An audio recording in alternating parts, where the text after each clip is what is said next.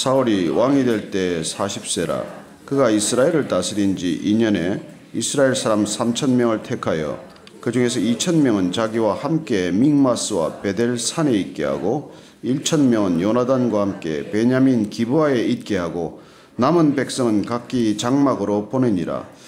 요나단이 게바에 있는 블레셋 사람의 수비대를 치매 블레셋 사람이 이를 들은지라. 사울이 온 땅에 나팔을 불어 이르되 히브리 사람들은 들으라 하니 온 이스라엘이 사울이 블레셋 사람들의 수비대를 친 것과 이스라엘이 블레셋 사람들의 미움을 받게 되었다 함을 듣고 그 백성이 길갈로 모여 사울을 따르니라.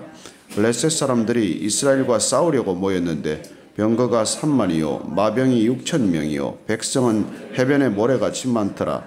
그들이 올라와 벳아웬 동쪽 믹마스에 진침해 이스라엘 사람들이 위급함을 보고 절박하여 굴과 수풀과 바위 틈과 은밀한 곳과 웅덩이에 숨으며 어떤 히브리 사람들은 요단을 건너 갓과 길르앗 땅으로 가되 사울은 아직 길갈에 있고 그를 따른 모든 백성은 떨더라.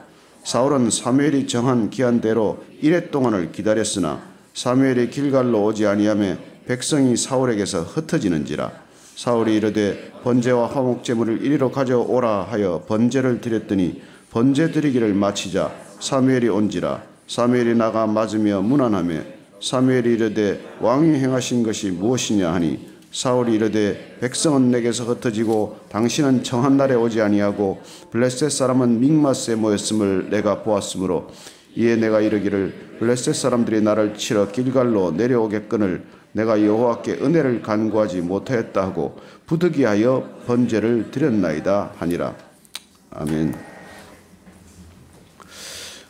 오늘 13장 1절 말씀은 사울이 왕이 될 때 40세라고 되어 있는데 이 원문을 보면은 사울이 1년 제위에 올랐다는 그 말을 이렇게 표현이 된 것 같아요. 그래서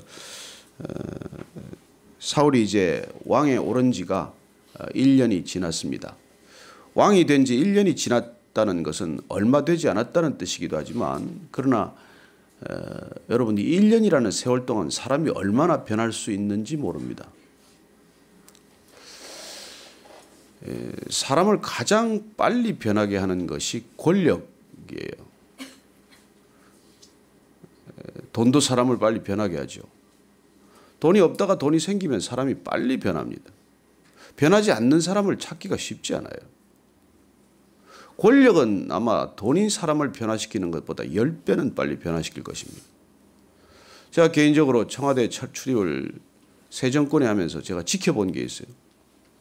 처음 취임할 때 그 모습이나 마음을 지켜내는 사람이 없어요. 한 6개월만 지나면은 저분이 그분이었나 할 정도로 사람이 달라집니다. 권력이란 무서운 것이죠. 그래서 영국의 로드 액트는 권력은 부패한다. 그리고 절대 권력은 절대적으로 부패한다. 그런 명언을 남긴 것이죠. 그러면 권력이 사람을 이렇게 빨리 변질시키는 이유는 뭘까요?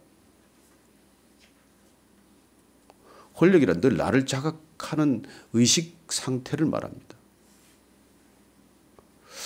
여러분 권력이란 정치에만 있을까요? 권력은 모든 곳에 있습니다. 그곳이 학교건, 그곳이 병원이건, 그것이 심지어 가정이건, 그것이 심지어 교회건 어디든지 권력이 있어요. 사람이 모여 있는 곳에 권력적인 질서를 만들게 됩니다. 헤겔 같은 철학자는 권력 의지, 인간이 가지고 있는 권력 의지라고 말해요. 그러나 우리가 성경 속으로 깊이 들어가 보면, 말씀 속으로 깊이 들어가 보면 권력이란 죄인의 본질이고 죄인의 속성이라는 것을 알게 됩니다. 권력이란 자기 중심적 의지를 말합니다. 내 뜻을 관철하고자 하는 의지예요. 그래서 사람이 그렇게 빨리 변해가도록 하는데 가장 촉매가 되고 가장 사람을 빨리 변질시킬 수 있는 수단과 통로가 되는 것이죠. 저는 여러분들이 가정에서 제발 권력적이 되지 않기를 바랍니다. 내가 권력적이 되었냐 안 되었냐는 바로미터가 너무나 쉽습니다. 내 주장과 고집을 관철하고자 하느냐 안 하느냐의 차이예요. 뭐 부부가 부딪히는 것도 딱 한 가지 이유입니다. 내 뜻을 이루고자 하는 것이죠. 내 의지를 관철하고자 하는 것입니다. 죄인들이 모인 곳에서 늘 갈등이 끝이지 않는 까닭은 서로가 내 의지를 관철코자 하기 때문에 어떤 형태로든 모이기만 하면 문제가 생기는 것입니다. 하나님이 다스리는 지배를 경험한다, 하나님 나라를 경험한다고 하는 것은 자기 주장과 자기 고집을 관철하고자 하는 의지가 사라진 곳을 말하는 것입니다. 근데 오늘 사울이 1년이 지났어요. 그가 한 첫 번째 일이 뭐냐면 친위대를 편성한 것입니다. 3,000명의 상비군을 조직한 것이죠. 그래 아마 이웃 나라를 보니까 상비군 제도가 눈에 들어왔을 것입니다. 왕이 된 지 1년이 됐습니다. 권력이 손에 주어지면 권력을 확인하고 싶은 것이죠. 힘이 있으면 쓰고 싶은 것입니다. 돈이 있으면 돈을 쓰고 싶은 것이고 힘이 있으면 힘을 확인하고 싶고 쓰고 싶은 것이죠. 3,000명을 징집해서 자기 주위에 2,000명을 두고 아들 요나단에게 1,000명을 맡겨서 이제 병력을 주둔시킵니다. 자, 이 3,000명의 병력이란 친위대 조직으로 삼기에는 너무나 큰 숫자이고, 그러나 이웃과 전쟁을 하기에는 규모가 적은 규모예요. 어중간한 군대를 만든 것입니다. 그래 놓고 이제 처음으로 블레셋에게 전쟁을 걸기 시작합니다. 요나단을 통해서 1,000명의 군대를 가진 사람들이 전쟁을 시작하는 것이죠. 요나단이 3절에 보니까 게바에 있는 블레셋 사람의 수비대를 먼저 쳤습니다. 블레셋 사람들이 이 소식을 듣고 이제 전쟁 준비를 시작하는 것이죠. 그래서 사울이 온 땅에 나팔을 불어서 개전, 전쟁을 선포합니다. 히브리 사람들은 들으라. 온 이스라엘이 사울이 블레셋 사람들의 수비대를 친 것과 그리고 이스라엘이 블레셋 사람들의 미움을 받게 되었다 함을 듣고 백성들이 길갈로 모여서 사울을 따르게 됩니다. 그리고 어쩌면 블레셋은 지금 권토중내 새로운 기회를 엿보고 있었을 것입니다. 울고 싶은데 뺨을 때려준 격이겠죠. 즉시 블레셋 사람들이 이스라엘과 싸우려고 모이는데 5절을 보니까 병거가 3만이요 마병이 6,000명이요 백성은 해변에 모래같이 많더라. 그리고 올라와서 벳아웬 동쪽 믹마스에 진을 치게 됩니다. 근데 이제 성경에서 학자들은 이 병거가 3만이라는 것에 대해서는 이게 잘못 옮겨 적은 것이거나 그렇게 된 걸로 봐요. 왜냐하면 당시에 병거는 마병보다 숫자가 많았던 편제는 없습니다. 마병이 6,000명이라고 하면은 병거는 그보다 숫자가 적어야 하는데 3만이라고 되어 있어서 이거는 아마 필사 과정에서 잘못되었거나 그렇게 보고 있어요.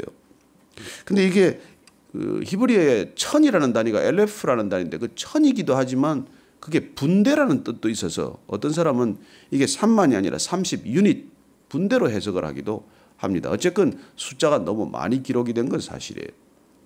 그럼에도 불구하고 이 숫자는 어마어마한 숫자이고 어마어마한 병력인 것이 이스라엘 군대에는 마병이나 병거가 없습니다. 그니 이걸 보고 얼마나 두려움에 떨었겠어요. 그래서 곧 이어서 계속되는 것 보니까 이스라엘 군인들이 숨기 시작하고 곳곳에 피신을 하기 시작을 합니다. 그니 무슨 전쟁이 시작이 되기도 전에 개전에 전의를 다 잃어버리고 전쟁이 시작이 되겠어요. 그래서 오늘 상황은 이런 상황 속에서 이제 사울이 어떤 결정을 내리는가 하는 것이죠. 저나 여러분들이 뭐 지금 전쟁을 놓고 얘기할 게 뭐 있겠습니까? 여러분들이 가장 다급하다고 생각하는 일은 어떤 일들입니까? 우리는 급한 일들을 만나면은 두려움에 쌓이기가 쉬워요. 두려움에 쌓이면은 조급함이 생깁니다. 조급함이 생긴다면 결정은 빗나가기가 쉬운 것이죠. 그래서 두려움이야말로 우리가 믿음 없음을 드러내는 결정적인 증거로 보는 것입니다. 오늘 사울이 지금 전쟁은 시작을 해놓고 백성들이 흩어지기 시작하는 것이죠. 애초에 3,000명 상비군을 편성하고 나서 나머지 사람들은 다 돌려보냈습니다. 그리고 나서 돌려보낸 지 얼마 되지 않아서 이 전쟁을 선언하고 개전을 선언하고 사람들을 다시 길갈로 국민 총동원령을 내리지 않았겠습니까? 그랬는데 그 숫자가 블레셋 숫자에 비해서 턱없이 모자라고 블레셋의 병력이 막강하게 모이니까 군인들이 도망병이 생기기 시작한 거예요. 인근 숨을 만한 동굴로 숨어버리고 심지어는 요단강 건너편 길앗 땅으로까지 다 도주를 해버렸어요. 그러니 적장의 그 이 대치 상황에서 얼마나 사울의 마음이 두렵고 조급해졌겠습니까? 자, 문제는 여기서 시작이 된 것입니다. 두려움이 찾아왔다는 것, 두려운 마음이 조급해졌다는 것, 그래서 불안하다는 것 때문에 오늘 사울이 어떤 결정을 내리는지 한번 보십시다. 8절 말씀 같이 읽습니다. 시작. 사울은 사무엘이 정한 기한대로 이레 동안을 기다렸으나 사무엘이 길갈로 오지 아니하며 백성이 사울에게서 흩어지는지라 사울이 이르되 번제와 화목제물을 이리로 가져오라 하여 번제를 드렸습니다. 자, 사울이 병사는 떠나가기 시작하고 적은 이제 모여서 개전이 임박했습니다. 그런데 우리가 사무엘상 10장을 보면은 사울이 즉위할 때 사무엘이 부탁합니다. 국가지 대사가 있을 때 일주일 동안 기다려라고 말합니다. 그렇죠. 이스라엘의 전쟁은 전부 여호와의 전쟁입니다. 하나님의 백성들이 겪는 어떤 전쟁도 사람의 전쟁이 아니라 하나님의 전쟁입니다. 다윗이 고백했던 대로 전쟁은 우리에게 속한 것이 아니라 하나님께 속한 것이라고 선포합니다. 하나님께 속한 전쟁은 하나님의 승낙이 떨어져야 합니다. 하나님께서 이 전쟁을 허락하신 전쟁인지 아닌지, 하나님이 허락하신 전쟁은 이 사람들은 성전, 홀리워라고 부르죠. 그 전쟁을 시작할 것인지 안 시작할 것인지 하나님께 물어야 한다는 것입니다. 근데 중요한 것은 사울이 이 전쟁을 시작할 때 아들 요나단에게 자기가 직접 지시했지 하나님께 묻지 않았습니다. 하나님께 묻지 않았고 하나님께서 허락하지 않은 일이 불안과 두려움이 시작이 된 것입니다. 우리가 신앙의 길을 간다고 하면서 왜 여전히 두려움이 있고 왜 불안에 시달리는 일이 있겠습니까? 그게 하나님으로부터 비롯되지 않고 나로부터 비롯된 것이기 때문입니다. 사람으로부터 비롯된 것은 어떤 일이건 두려움을 가져오고 배신을 가져와요. 하나님으로부터 비롯된 것은 두렵지 않습니다. 실패해도 두렵지 않습니다. 죽음이 찾아와도 두렵지 않습니다. 오늘 사울이 지금 문제가 된 것은 첫 번째, 이 전쟁이 여호와의 전쟁이라고 한다면 하나님께 마땅히 물었어야 할 일인데 묻지 않았다는 것이고, 두 번째, 지금 개전을 앞두고 사람들은 비록 흩어지고 도망병이 생긴다고 할지라도 본인이 제사를 지낼 수 있는 제사장은 아니라는 것입니다. 오늘날 우리는 만인 제사장 시대에 살고 있습니다. 그러나 당시 하나님께서는 제사를 지내는 것만은 웬일인지 우리가 레위기를 읽어가면 아시겠지만 너무나 까다롭게 만들어놨어요. 우리가 이해할 수 없을 정도로 제사법이 복잡하고 까다롭습니다. 그리고 하나님께서 우리를 통해서 하나님의 백성으로 빚어가는 첫 번째 기준은 우리의 태도를 순종으로 바꾼다는 것입니다. 하나님은 우리의 능력이 필요하신 분이 아니에요. 하나님께 필요한 건 딱 하나입니다. 하나님의 뜻을 이루어갈 수 있는, 하나님의 뜻을 대리할 수 있는 태도를 보고 계신 것입니다. 그래서 제사를 통해서 하나님은 우리의 재물을 원하는 게 아니에요. 나중에 여러분들이 선지서를 읽어가면 알겠지만 재물은 역겹다고 말합니다. 태도가 빗나가 있다면 제사 드리는 태도가 하나님이 원하시는 규례와 기준에 벗어난다면 어떤 재물도 하나님께는 필요 없다는 거예요. 그런데 우리는 재물이 중요해요. 내가 뭘 드렸느냐가 중요합니다. 근데 하나님은 그게 중요하지 않아요. 하나님은 그 재물을 어디 쓰시겠어요? 하나님께서 아벨의 재물과 아벨은 받으셨지만 가인과 가인의 재물은 받지 않으셨습니다. 그 순서가 중요해요. 가인과 가인의 재물을 받지 않으셨습니다. 가인이라는 사람의 태도가 빗나갔기 때문에 가인의 재물도 받지 않았다는 것입니다. 히브리서에 가면 그것을 가인이 믿음 없이 드린 재물이라고 표현하고 있습니다. 그리고 재물에 믿음이 없다면 그게 무슨 재물이겠습니까? 하나님을 믿는 전적으로 순종하는 태도가 없다면 그 재물은 누구에게 드린 것이겠습니까? 나를 위해 드린 것이죠. 우리가 사람을 돕는 것도 그래요. 어제 누가 와서 제가 뭐 이렇게 사람을 돕고 싶은데 제가 참 마음이 꺼림직하다는 거예요. 그러면 돕지 마세요. 기쁜 마음으로 도울 수 없다면 돕지 마세요. 나중에 본전 생각납니다. 웃으면서 그렇게 얘기를 했는데. 그분의 고백을 들으면서 제가 그렇게 말씀드렸어요. 당신이 돕는다는 게 당신의 만족을 위한 것이냐, 그 사람을 위한 것이냐, 그걸 잘 생각하고 하시라. 당신 마음 편하자고 돕는 건 돕는 게 아니다. 그 사람한테 도움 되지 않는다. 여러분, 우리가 적선하듯이 길거리에 동냥하듯이 하는 사람들한테 던지는 게 그게 큰 도움 될 거라고 생각하세요? 내 마음 편하고자 하는 일들도 많이 있습니다. 실제로 영국에서 조사를 해보니까 놀랍게도 그렇게 이렇게 작은 돈으로 여러 번 도운 거는 하나도 도움이 안 된다는 거예요. 그래서 그 영국에서 조사를 했는데 보니까 제가 지금 조사 자료를 제가 잊어버렸어요. 우리 돈들 꽤 큰 돈이에요. 400만 원인가 500만 원 상당하는 돈을 소수에게 나눠줬는데 그 사람들이 노숙자들이 물론 놀랍게도 가서 빚을 청산하거나 새로운 사업 자금으로 삼아서 재기율이 60% 이상이었다고 말합니다. 근데 예를 들어서 10,000원씩 나눠준 건 아무 도움이 없어요. 도움이 되질 않아요. 그래서 그 실험을 할 때 이게 정말로 도움이 될까? 이 사람들이 이 돈을 가지고 어떻게 탕진해버릴까? 또 뭐 술이나 먹고 다 없애버리지 않을까? 그렇게 염려했는데 실제로 그 사람들이 그렇게 큰 돈이 생기자 재기를 결심하고 본인이 재활에 성공했다는 것입니다. 그리고 우리가 볼 때는 무슨 믿을 근거가 있어 그 사람한테 그런 큰 돈을 주겠나? 하지만은 그게 믿음으로 왔기 때문에 그 돈을 받을 때 태도가 달라진다는 거예요. 그래, 믿음으로 돈이 왔을 때 그 돈은 사람을 살리는 능력이 되지만 값싼 동정으로 왔을 때는 그 사람한테 아무 도움이 안 된다는 거예요. 우리 오늘 본문과는 논지가 약간 빗나간 얘기지만 어쨌든 오늘 이 말씀을 볼 때 왜 하나님께서 세웠던 이 사울이 이렇게 빨리 빗나가느냐는 것이죠. 이제 13장부터는 사울이 실수하는 얘기만 나올 거예요. 뭐 제대로 한 것도 없이 실수를 시작해요. 기껏 암몬 자손하고 전쟁 한 번 이긴 것, 그래서 왕에 즉위한 것 이후로는 계속 실수 덩어리입니다.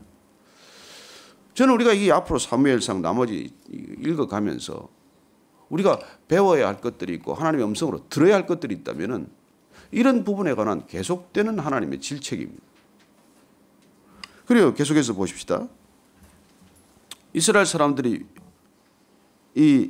이렇게 위험하고 이렇게 흩어지자 결국은 본인이 이제 제사를 번제를 드렸어요. 이제 번제 드리기를 마치자 사무엘이 온지라 사무엘이 나가 맞으며 문안하며 사무엘이 이르되 왕이 행하신 것이 무엇이냐? 이 지금 무슨 짓을 한 겁니까? 아마 넋이 나갔을 거예요. 사무엘로서는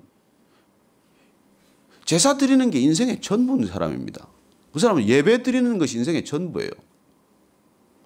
여러분, 우리가 목회자가 되었건 성도건 상관이 없습니다. 우리는 하나님 앞에 예배 드리는 것, 예배자로 서 있는 것, 예배자로 사는 게 전부예요. 예배라는 어려운 말이 아닙니다. 그게 프로스큐네오라는 헬라어 단어가 뭐냐면 그냥 엎드리다예요. 엎드린다는 건 태도를 말합니다. 엎드린다는 건 행동적 태도지만 엎드리려고자 하는 그 마음 중심이 없다면 엎드려지지 않죠. 그래서 마음이 먼저 하나님 앞에 엎드려졌을 때 우리의 무릎을 꿇게 되는 것입니다. 그 예배예요. 그래서 하나님한테 먼저 꿇어야 하는데 이 사무엘의 태도는 본인이 그런 태도를 잃어버렸다는 것이 문제예요. 사울이 왜 사무엘이 지금 왜 안 오냐? 아니 일주일 약속해놓고 왜 안 왔냐? 그러나 7일째 마지막 순간을 못 기다린 것입니다. 7일 마지막 순간 24시까지 기다리면 될 터인데 그 마지막 시간을 못 기다린 것이죠. 그러면 더 이상 못 기다리겠다.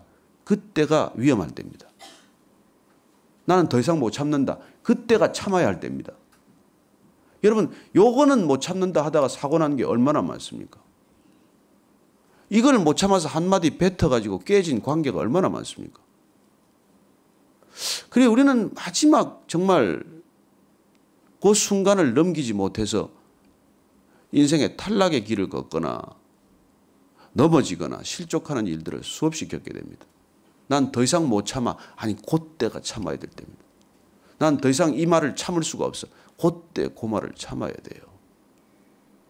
근데 사울이 그때 그 순간을 마지막 순간을 못 참은 거예요. 그래서 번제를 드려버렸어요. 그랬더니 너무 사무엘이 기가 차서 이 지금 뭐 하는 짓이냐 지금 이게. 대체 이게 뭐 하는 일이냐 그랬더니 변명은 또 뚜렷합니다. 여러분 어떤 일에 변명거리가 없습니까? 어떤 일이면 할 말이 없겠어요. 입 달린 사람이 무슨 할 말이 없겠습니까? 오늘 보십시오. 11절 말씀 한번 더 읽으십시다. 시작. 사무엘이 이르되 왕이 행하신 것이 무엇이냐 하니 사울이 이르되 백성은 내게서 흩어지고 당신은 정한 날 안에 오지 아니하고 블레셋 사람은 믹마스에 모였음을 내가 보았으므로 이에 내가 이르기를 블레셋 사람들이 나를 치러 길갈로 내려오겠거늘 내가 여호와께 은혜를 간구하지 못하였다고 부득이하여 번제를 드렸나이다 하니라. 예, 이렇게 변명합니다. 어떤 변명이 생각이 나세요? 에덴 동산의 변명과 다를 게 뭐 있습니까? 먹지 말라고 했습니다. 그러나 아담은 당신이 주신 저 여자가 나한테 먹으라고 해서 내가 먹었습니다. 왜 선악과는 만드시고 여자는 나한테 붙여가지고 이렇게 나를 넘어지게 만드십니까? 그게 변명 아닙니까?